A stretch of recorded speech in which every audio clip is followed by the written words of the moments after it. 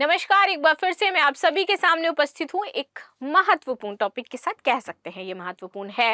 यहाँ पर हम बात करेंगे प्री नेप्ट्रियल मैरिज एग्रीमेंट के बारे में। आखिर ये कैसा मैरिज एग्रीमेंट होता है और ट्रंप ने 3 शादियां करी हैं, हम सभी जानते हैं, और तीनों शादियों से पहले इन्होंने ये प्री नेप्ट्रियल मैरिज एग्रीमेंट कर रखा था। ठीक है, ये बहुत ही ज्यादा इंपॉर्टेंट होता है कि किस किस टाइप के एग्रीमेंट होते हैं, ये हमें पता होना चाहिए। और जो आजकल का सामाजिक परिदृश्य है, तो हमें इन सारी चीजों के बारे में नॉलेज जरूर होनी चाहिए। तो हम इसे सोसाइटी से कनेक्ट करके पढ़ सकते हैं, समाज की यदि मैं बात करूं तो उससे कनेक्ट करके हम पढ़ सकते हैं। क्योंकि जिस जिस तरीके से नई नई चीजें डेवलप हो रही हैं, लोग अपनी नए नए समाधान निकालते जा रहे हैं।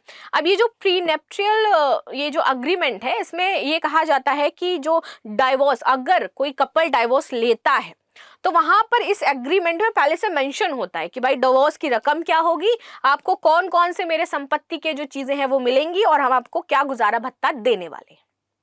ठीक, तो कुछ इस तरीके से ये अग्रीमेंट आपका किया जाता है। और क्या इसमें बातें कही जाती हैं, कैसे किया जाता है, और कौन से अदर एग्रीमेंट्स हैं जो इसके तहत किए जाते हैं, इन सारी चीजों पर हम डिटेल एनालिसिस करने वाले हैं। ये प्री नेप्ट्रियल, जिसको प्रीनप भी कहते हैं, हम ये तभी चर्चा में आया जब ट्रंप ने अपनी शादियों से पहले इस तरीके के एग्रीमेंट्स करवाए, और ये एग्रीमेंट फिर बहुत ज्यादा अमेरिका में चर्चा होने लगी इन एग्रीमेंट्स की, और हर इंसान आज के समय में ये प्रीनप एग्रीमेंट्स करवा रहा है। ठीक है, तो इसी को हम समझेंगे। मेरा नाम है प्राची मिश्र और संस्कृति आईएएस के इस प्लेटफॉर्म पर आप सभी का स्वागत है।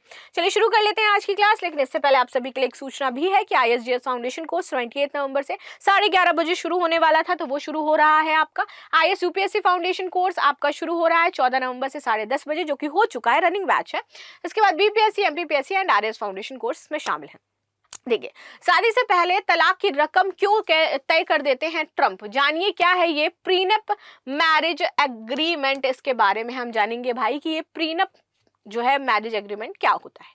देखिए, हम सभी को पता है कि ट्रंप ने 3 शादियां करी हैं, ठीक है, और तीनों शादियों से पहले उन्होंने प्रीनेप्ट्रियल मैरिज एग्रीमेंट साइन कर रखा था, जिसमें तलाक की स्थिति में कितना पैसा ये अपनी वाइफ को देंगे ये लिखा था, और क्या शर्तें रहेंगी शादी में रहने की, वो शर्तें मेंशन होती है इसमें कि क्या शर्तें होंगी, कैसे रहेंगे हम दोनों, ये सारी चीजें शामिल होंगी। ठीक है, अमेरिका और यूरोप में अमीर लोग आजकल इसी तरीके के कॉन्ट्रैक्ट मैरिजेस कर रहे हैं, जो कानूनी तौर पर वैधानिक मानी जाती है। और सबसे बड़ी बात है कि ये कानूनी रूप से मान्यता प्राप्त है, ऐसा नहीं है कि ये ऐसी ही मैरिजेस हैं। और अगर इसमें से कोई अग्रीमेंट तोड़ता है तो भाई वो कानून का सहारा ले सकता है, उसके ऊपर एक्शन भी होगा। तो ये बहुत ज्यादा यूरोप और अमेरिका में अब प्रचलित हो चुका है। और मुझे ऐसा लगता है कि भारत में जो आजकल स्थिति चल रही है ना, भारत में भी इस तरीके की कॉन्ट्रैक्ट मैरिज शुरू हो जाएंगी। ये जो प्रीनप है ना, ये होने लगेगा, क्योंकि फिर कोई हार्दिक पांड्या जैसी वाइफ आएगी, मुझे अपनी सारी संपत्ति, मम्मी की जितनी संपत्ति है मेरे नाम कर दो। हार्दिक पांड्या उसको इमोजी दिखाते हुए कहेंगे, नहीं भाई मैं तो मम्मी के नाम कर रखी है, तो जो 70% हिस्सा है हम आपको नहीं दे सकते हैं। ठीक है, चलिए वो तो एक मजाक की बात रही। आ जाते हैं इसमें, देखते हैं। पहली शादी की बात करें, इन्होंने 1977 में की थी और 1990 तक इनकी शादी थी।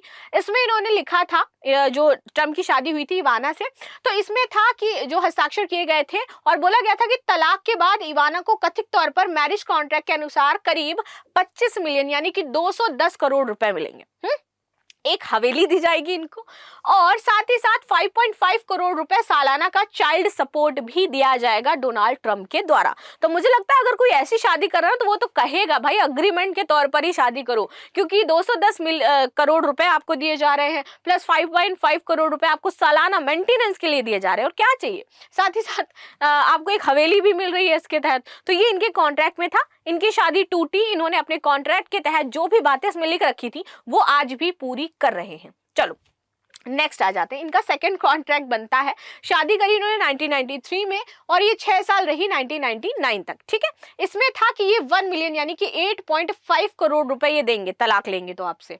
अगर वो इससे ज्यादा समय तक विवाहित रहते हैं तो ये राशि बढ़ करके हो जाएगी 42.5 करोड़ रुपए की। ठीक है, अब इसमें ये मेंशन नहीं था कि कब तक का ये टाइम लिमिट था, उससे पहले इन्होंने डिवोर्स लिया कि बाद में इन्होंने डाइवोर्स लिया है, तो यहाँ पर 42 मिलियन की बात कही गई थी। इसके अलावा इनको गुजारा भत्ता दिया जाएगा, जो कि गोपनीय रखा गया था, ज्यादा व्यक्तिगत जानकारी इसमें साझा नहीं की गई थी। ये समझौता कहा जाता है कि बहुत ज्यादा विवाद पस रहा था और इससे जो इनकी वाइफ थी वो खुश नहीं थी। ठीक है। इसमें ट्रंप ने ये भी लिखा था कि अगर इनकी बेटी यानी कि इस वाइफ से जिनकी जो बेटी अगर वो सेना में शामिल होने का ट्राई करती है तो हम उसका भरण पोषण बंद कर देंगे। ये मैरिज अग्रीमेंट में लिखा हुआ था। आगे बात करते हैं। मेलानिया के बाद दबाव डालकर अपना कॉन्ट्रैक्ट बदलवाया था। इनकी तीसरी शादी हुई है जो कि है मेलानिया, वर्तमान में इनकी वाइफ है। 2005 में इन्होंने शादी करी है। 19 साल हो चुके हैं।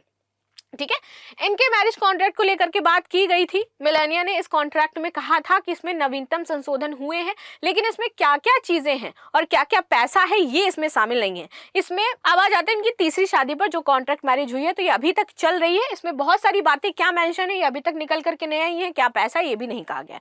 चलो आ जाते हैं अपने मुद्दे पर। क्या होता है प्रीनेप्टियल मैरिज एग्रीमेंट। देखिए, यूरोप और अमेरिका के धनी लोग विवाह से पहले प्रीनेप्टियल मैरिज एग्रीमेंट करते हैं, जिसमें तलाक की स्थिति में उन्हें जितना ज्यादा पैसा देना है उतना पैसा ये देंगे, उससे ज्यादा नहीं देंगे। ठीक है। तलाकशुदा पत्नी उनकी संपत्ति के हिस्से का दावा नहीं कर सकती, भाई हमें इतना पैसा चाहिए। ये समझौते विवाह से पहले दोनों पक्ष अपने वित्तीय हितों की रक्षा करने के लिए आपसी बातचीत से तय कर लेते हैं और उसके बाद फिर ये अग्रीमेंट करते हैं। ये समझौता बताता है कि तलाक या मृत्यु की स्थिति में संपत्ति, ऋण और जीवन साथी के लिए संपत्ति को कैसे मैनेज किया जाएगा ताकि बाद में संपत्ति विवाद उत्पन्न ना हो। ठीक है। प्रीनेप बताते हैं कि कौन सी संपत्ति अलग संपत्ति मानी जाएगी और कौन सी वैवाहिक संपत्ति के रूप में वर्गीकृत की जाएगी, क्योंकि बहुत सारे लोगों की पर्सनल प्रॉपर्टीज होती हैं। कुछ प्रॉपर्टीज वो अपने जीवन साथी के साथ मिलकर के लेते हैं, तो ये सारी चीजें इसमें मेंशन रहती हैं। समझौता ये तय करता है कि विवाह से पहले और उसके दौरान लिए गए ऋणों को कैसे संभाला जाएगा और जिससे एक पति या पत्नी को दूसरे के ऋणों के लिए उत्तरदायी होने से बचाया जा सके। इसमें कोई ये ना कहे कि तुम्हारी वजह से मैंने ये ऋण लिया था, तुम इसको चुकाओगे अगर शादी टूटती है तो। ये सारी चीजें भी इसमें मेंशन कर दी जाती हैं। प्रीनेप में विस्तार से बताया जा सकता है कि तलाक के बाद एक पति या पत्नी को दूसरे से कितना और किन शर्तों के तहत वित्तीय सहायता मिल सकती है। इससे मामले ज्यादातर कोर्ट में नहीं पहुंचते क्योंकि वो पहले ही सुलझा लेते हैं। आगे आते हैं, कितनी तरह के मैरिज कॉन्ट्रैक्ट होते हैं, सहवास समझौता क्या है। ठीक है। विवाह के बाद कॉन्ट्रैक्ट की बात करें तो प्रीनप की तरह विवाह के बाद और भी अनुबंध होते हैं, जैसे इस्लामिक विवाह अनुबंध, निकाह की बात करते हैं तो इसमें इस्लामिक विवाहों में निकाह अनुबंध एक औपचारिक समझौता होता है जिसमें मेहर, दूल्हे से दुल्हन को अनिवार्य उपहार या दहेज शामिल होता है। ये विवाह की अन्य शर्तें भी इसमें शामिल होती हैं, लिखी हुई होती हैं। इस अनुबंध में वित्तीय सहायता, रहने की व्यवस्था, व्यक्तिगत शर्तें, ये सब कुछ शामिल होता है। तो एक तरीके का जो निकाह है ना वो भी आपका कॉन्ट्रैक्ट ही है। ये आमतौर पर गवाहों की मौजूदगी में हस्ताक्षर किए जाते हैं इसमें, और विवाह की वैधता के लिए जरूरी होता है कि गवाह होने ही चाहिए। केतुबा यहूदी विवाह अनुबंध क्या होता है। केतुबा एक पारंपरिक यहूदी विवाह अनुबंध है। इसमें पति का पत्नी के प्रति दायित्व को जाहिर करना हुआ लिखा होता है कि क्या क्या होगा और जिससे वित्तीय सहायता और वैवाहिक कर्तव्य आपके शामिल होते हैं। थर्ड है आपका सहवास समझौता, जिसको हम कहते हैं कि सेक्स मैरिज कह सकते हो या फिर प्लेजर मैरिज कह सकते हो। ठीक है। जिन देशों में जोड़े बिना शादी के साथ रहते हैं वहां सहवास समझौता दोनों भागीदारों के अधिकारों की रक्षा करता है। अगर जोड़ा अलग होता है तो संपत्ति का बंटवारा, वित्तीय सहायता को यहाँ पर कवर किया जाएगा। जनजाति विवाह अनुबंध, विभिन्न अफ्रीकी, एशियाई व स्वदेशी संस्कृतियों में विवाह अनुबंध प्रथागत या जनजाति कानूनों के द्वारा बनाया जाता है। इसमें दुल्हन की कीमत, दहेज, विशिष्ट अधिकार और कर्तव्यों की बात शामिल होती है। ऐसे अनुबंधों में परिवार या समुदाय की भागीदारी होगी। इसके बाद अस्थायी विवाह अनुबंध, इसमें विवाह से पहले ये समझौता किया जाता है कि ये विवाह केवल एक तय अवधि के लिए ही है, जिसमें आपका इस्लाम के मुताह निकाह, इसमें भी पूर्व निर्धारित शर्तें भी होती हैं, ये शामिल हो जाता है। क्या होता है मिलिट्री मैरिज कॉन्ट्रैक्ट। देखिए, एक होता है सैन्य विवाह अनुबंध जिसकी हम बात करते हैं। इसमें आमतौर पर सैन्य कर्मियों से जुड़े विवाह को नियंत्रित करने वाले कानूनी समझौते और नियम होते हैं कि जो यदि कोई सैनिक विवाह कर रहा है तो क्या नियम और शर्तें होंगी। इसमें विवाह की कानूनी मान्यता, जीवन साथी के लिए लाभ और सैन्य सेवा में संबंधित खास नियम होते हैं। अब इन शादियों में कॉन्ट्रैक्ट में ये भी शामिल किया जाता है कि अगर युद्ध में मृत्यु हो जाती है तो परिवार में पत्नी और पेरेंट्स को कितना आर्थिक लाभ मिलेगा, जिससे आगे झगड़े नहीं बढ़ते हैं।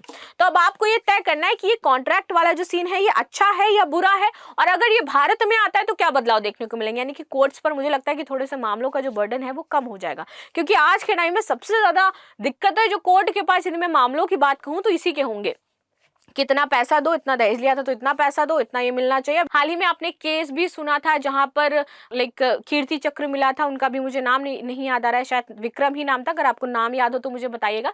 तो उनकी वाइफ को कीर्ति चक्र दिया गया था और उनकी वाइफ वो चक्र लेकर के अपने घर चली गई थी। तो पेरेंट्स ने यहाँ पर इल्जाम लगाया था कि जो पैसा मिला वो भी बहू लेकर के चली गई, जो हमारी एक निशानी थी बेटे की वो भी बहू लेकर के चली गई। तो अभी क्या है, सरकार एक नियम बनाए जहां पर पैसा हाफ ऑफ करना है। तो यहाँ पर यही है सैन्य में, कॉन्ट्रैक्ट मैरिज में होता है कि पैसा पहले से ही डिवाइड कर दिया जाता है, तो ये समस्या भी समाप्त हो जाती है। अब ये अच्छा है या बुरा है ये तो नहीं पता, लेकिन कुछ मायनों में देखा जाए तो अच्छा है, कुछ मायनों में देखा जाए तो ये बुरा है।